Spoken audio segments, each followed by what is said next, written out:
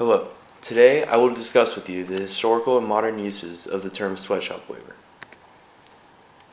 We will go over the origin of the term, its history, the modern applications of sweatshops, recent events that have surfaced, and interviews with students and teachers of Jesuit about their beliefs and views of sweatshops.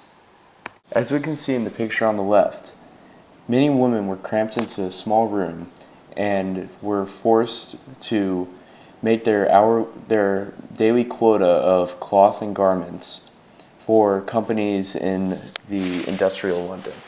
Also, in the top right, we can see children monitoring spindles of thread, and children were usually used for the most dangerous or what were considered the most low forms of jobs for them to perform. And on the bottom right, we can see the living conditions and the working conditions for many families and small groups of people who were working in sweatshops at the time. In my opinion, I can see that Apple's Foxconn building is not really a sweatshop.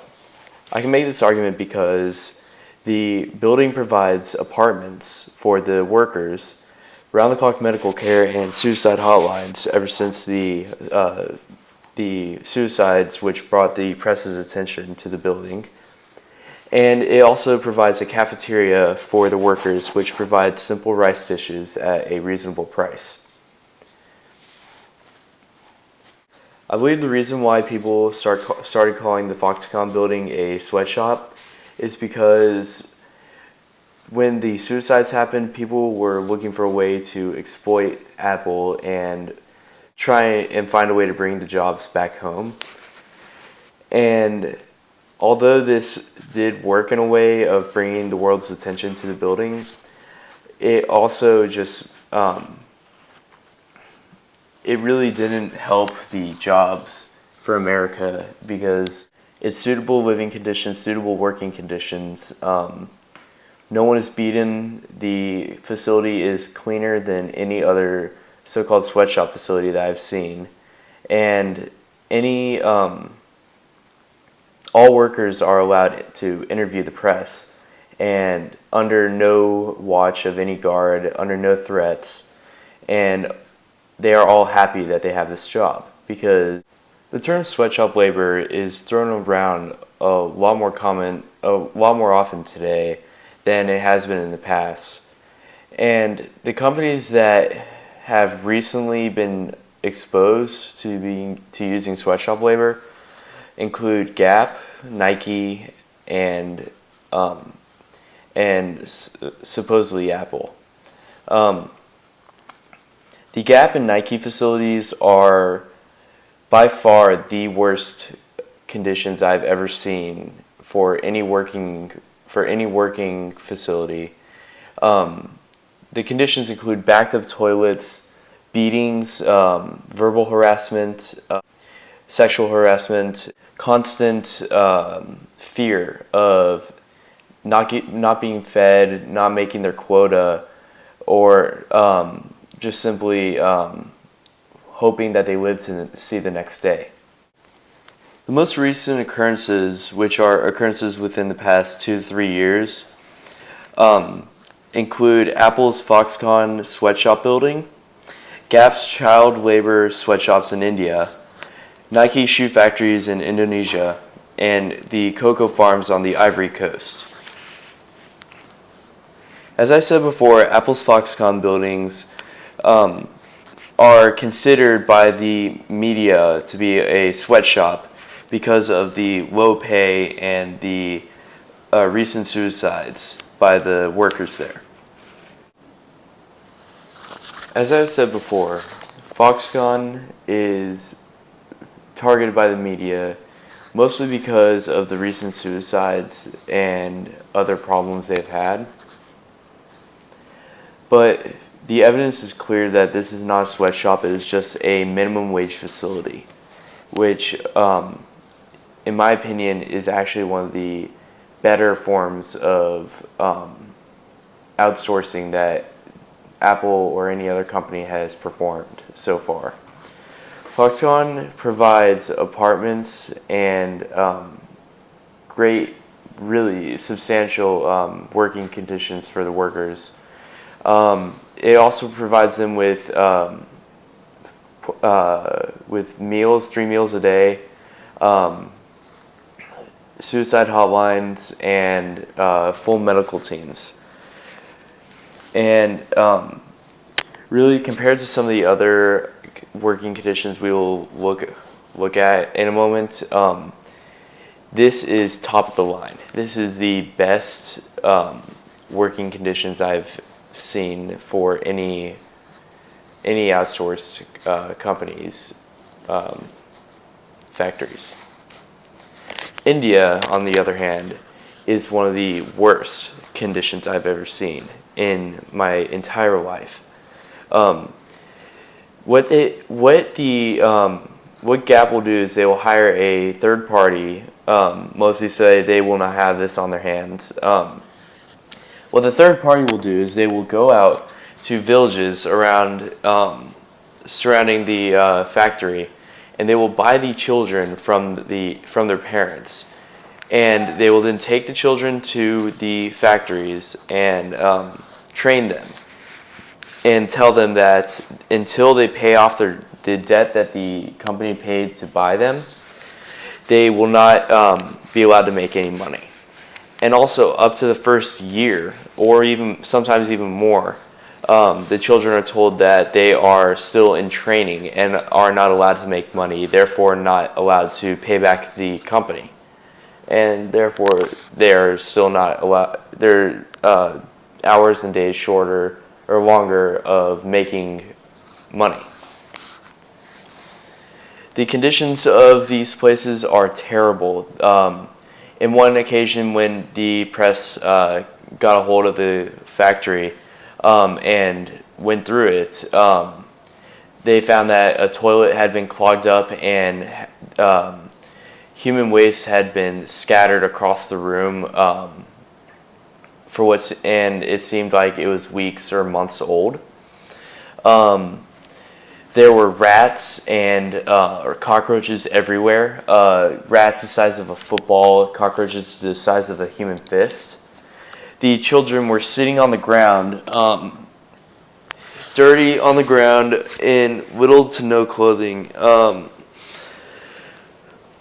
and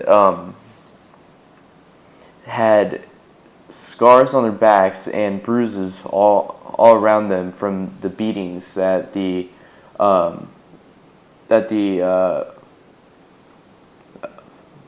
I guess you could call them proctors would give them. And they told the press that if they did not make their quota, they would either be beaten or not fed, or sometimes even both. And that if they took too long to go to the bathroom, went to the bathroom more than twice a day, or complained, they would be beaten, sexually or verbally harassed, and sometimes even left in the hot sun for hours on end, with no form of relief. The Nike factory in Indonesia is also terrible conditions, but is somewhere in the middle between Apple and Gap. The conditions are not known to the outside world that well, but what we do know is that constantly the factory will take the rubber scrap that is left over after a day's process and burn it in a village where children are playing. And the smoke caused by this is known to cause lung disease, lung infection, and will almost always lead to lung cancer. And it's not the adults that are getting lung cancer, it's the children. So it's the next generation is going to die off because of something that the previous generation did to them. In the Ivory Coast, children are trafficked from surrounding countries into the Ivory Coast to be sold to cocoa farmers, and they're used to harvest and package the cocoa pods, and are also used to sell it to companies such as Nestle, Dove, Hershey's, and many other major chocolate companies.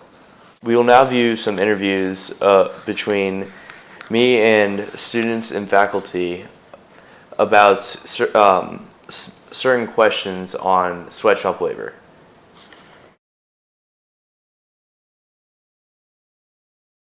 I would think of children working long hours, not getting paid enough, probably pretty rough conditions, making clothes for North Americans. The indecency and the low wage that people receive when in those lower income countries that they have to do, they have nothing else to do to provide for their families except for that. And it makes sense economically that you use lower labor, but there has a lot of ethical reasons into it. Exploitation and violation of humanity. I think of nations who are trying to export a lot of goods, who have a abundance of low-skilled labor, and not that much of their own personal capital. I think that they mostly exist in other countries. I think they make some of the big name brands that we buy a lot of. I know that corporations like Nike and Adidas and a lot of high up executive companies use them. A prevalent problem in our world today.